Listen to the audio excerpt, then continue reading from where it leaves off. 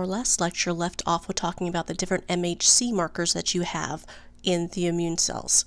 Recall, all nucleated cells in your body are going to have that MHC1, at least almost all. Those are your self-recognition antigens that are going to be posted onto that like a platter that it's going to present out to your immunity. MHC2 markers are only going to be on antigen-presenting cells. So now what we're looking at is we want to activate our adaptive immunity, and we're specifically talking about cell-mediated immunity. I want you to recall that those T cells that are dominating our cell-mediated immunity, they are going to be created first within your bone marrow. When I say naive T cell, I'm going to be referring to a T cell that has never seen or encountered this particular antigen before. So this was something that was made sometime between birth and puberty, most likely, where you created those T cells, and then you're going to take that T cell from the bone marrow and move it to the thymus, which is why it's a T cell, because it's thymus dependent. It would mature within that thymus, and then after that point, once it's released from the thymus, it's basically just circulating throughout your body. On any given day, it's going to circulate 2 to 3 times per day. It's going to hang out specifically within your lymph nodes and your spleen for a bit, as it's going to be monitoring the lymph that's going through those particular lymphoid organs. So it's just sitting there waiting. So this textbook in particular calls it an inactive T cell. They're calling it inactive because it's not actively pursuing anything. I like the term naive T cell better because naive T cell has never encountered this antigen before. So we need to activate our naive T cells. So looking at our naive T cell that's going to be floating around, again, it's going through your lymph nodes and your spleen, circulating all throughout your circulation. So you're going to be monitoring all that lymph that's going to be filtered through. That inactive T cell is going to have its TCR, which is its T cell receptor. Now, T cell receptors on the different naive T cells are going to differ. Naive T cells are going to be different than all kind of other cells in our body because it's not going to actually have exactly the same DNA as all our other somatic cells. These cells have very trimmed down DNA, and that trimmed down DNA is what's giving us these different TCRs, which are our T cell receptors. We have to have variability in our T cell receptors because we have to match up with the shape of potentially all these millions different types of antigens that could be out there. Antigens, again, are parts of the pathogen that you can recognize. So what you're going to have are these TCRs that are made within the thymus, and they're going to have variability in terms of the segments, diversity, and the way that they're going to be joining is going to be different. So that's why you're going to get millions of different types of these TCRs that are going to be created. Now, what we're doing is we're looking for TCRs that are going to match. So say you're 18 years old at this point. This TCR on this T cell could have been made when you were 2 years old, when your thymus was very active. Because remember, starting at puberty, your thymus is going to start atrophying and getting replaced by fat instead. So this T cell has been sitting there naive, waiting, patrolling your lymph nodes and your spleen throughout all of these years to try to find a matching antigen. So what we can see here is not only do we have a TCR that's going to be on our surface of our T cell, this is a T helper cell, we'll talk more about that in a second, we also have what they refer to as a CD4 protein. The CD4 protein here indicates that this is a helper T cell. And again, I'm going to talk about those different types of cells in a second. But these CD proteins, they're clusters of differentiation. They're surface proteins that identify the type of T cell this is going to be. They're basically co-receptors along with your TCRs. So what we're going to do here is, in order to actually stop this from being a naive T cell and an active one that's going to be working, is we have to make sure that the antigen that we are presenting on our antigen presenting cell matches up with our TCR as well as with our CD protein. So our TCR is going to come up, hey, we match. And once we match, then we're going to start to activate this naive T cell. It's not going to be naive anymore. Once we have found that match, then we're going to say this is the correct TCR that we want, and we're going to go through what they refer to as clonal expansion. That one active T cell is now going to start dividing. It's going to divide and create tons of more T cells that all match with that same TCR. So now we have identified the antigen we're fighting against, so we need to make T cells that are going to match that specifically. And then notice you're going to start secreting these cytokines. Cytokines are being chemical messengers that are going to stimulate the cell-mediated, which is what we're in right now, as well as the antibody-mediated, which is going to be done by the B cells. Now, in terms of timing, the pathogen has come in. Your innate immunity has been working. As you can see, our APC is actually part of your innate immunity. We have found pathogens, we have broken them down, now we're presenting it. This selection process of finding the correct TCR that's going to match that antigen MHC2 complex takes a day or two, because you got to imagine those antigens are also floating through our lymph, because as we're going through our circulation, they're picking up the junk from the cells. Lymph is getting filtered through our lymph nodes, which is where our naive T cells are sitting. Well, we have to find that specific TCR that's going to match. So that takes a couple of days for you to actually have that matching process. Starting at day 3, this is where you're going to go through that clonal expansion. This clonal expansion is going to have this proliferation of those T cells. So on day 1 through 2, you're going through the selection process. Days 3 through 7, you're going through this clonal expansion. And then 7 to 10 is where you're actively deploying all these cells that you've created. The T cells within your lymph nodes are going to be dividing and dividing and dividing, which is why oftentimes your lymph nodes are going to get swollen, because all of these active T cells are going to be being created at that time. Generally, when we're talking about this matching process, the matching that you're looking at is going to have basically generally about 1 out of 1,000,000 TCRs are going to be able to match to this particular antigen. So there are a couple of different TCRs that you're going to have that match well enough to this antigen to go through antigen recognition.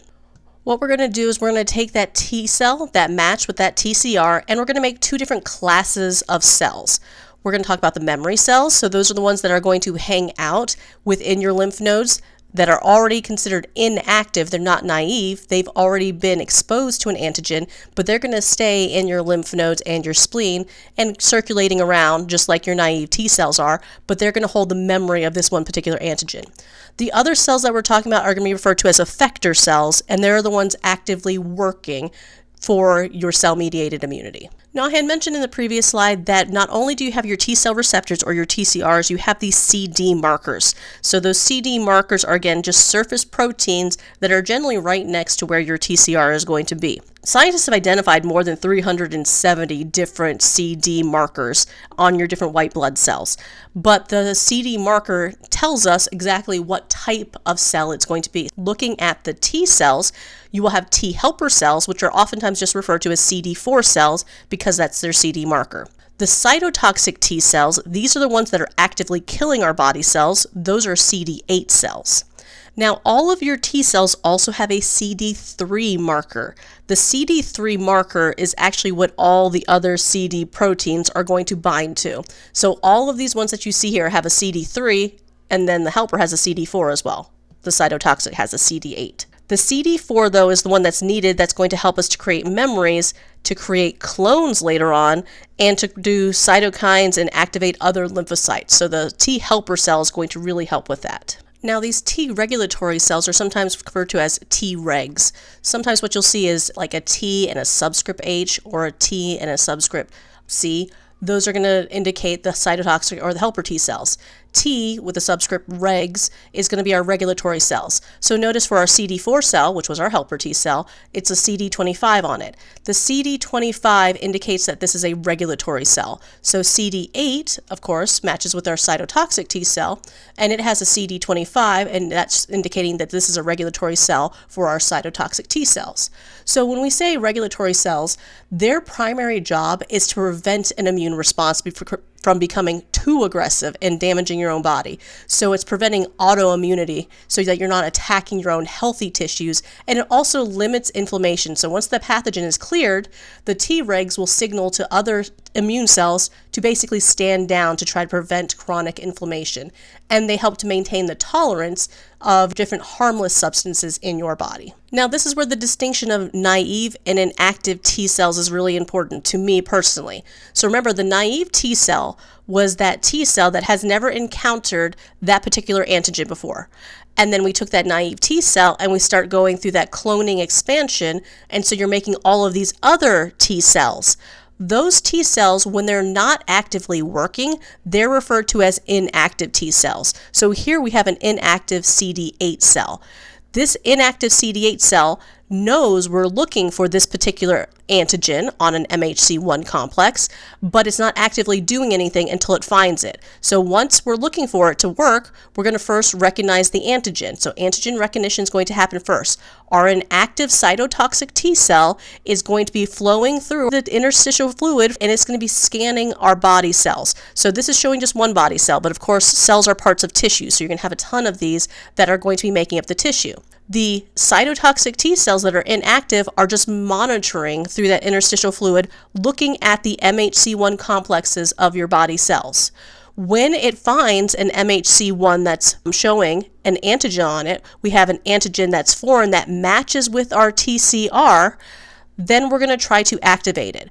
But notice we actually have to co-stimulate. So not only does the TCR have to match with the antigen MHC1 complex, your CD protein also has to match. So we know this is a CD8 protein. So the CD8 protein is a cytotoxic T cell. We have found a body cell that's infected with this one particular antigen. Our TCR is going to match. This is what we refer to as co-stimulation. So co-stimulation means not only does your TCR have to match, but your CD protein has to match as well.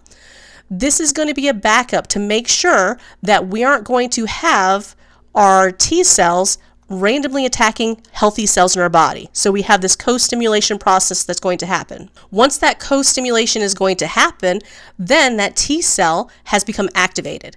So our active T cells now go through and do more cellular division. So we created these initially through our clonal expansion, but an active T cell is now going to proliferate, and this will divide and divide and divide so that we're going to be creating all these active T cells that are ready to go. Once they are ready to go, they're going to find those body cells, and then once they find the body cells that are going to be infected, they have a threefold process to destroy your body cell. One of which is they're going to release perforin. Perforin is going to be a protein that perforates or punctures through the plasma membrane of your body cell. So we're going to punch holes in the plasma membrane of your cell, which is going to allow fluid to rush in. We're also going to release cytokines. The cytokines direct your infected body cell to stimulate apoptosis. And apoptosis is cell suicide. So we're going to punch holes in that cell. We're going to say, hey, you need to basically kill yourself off.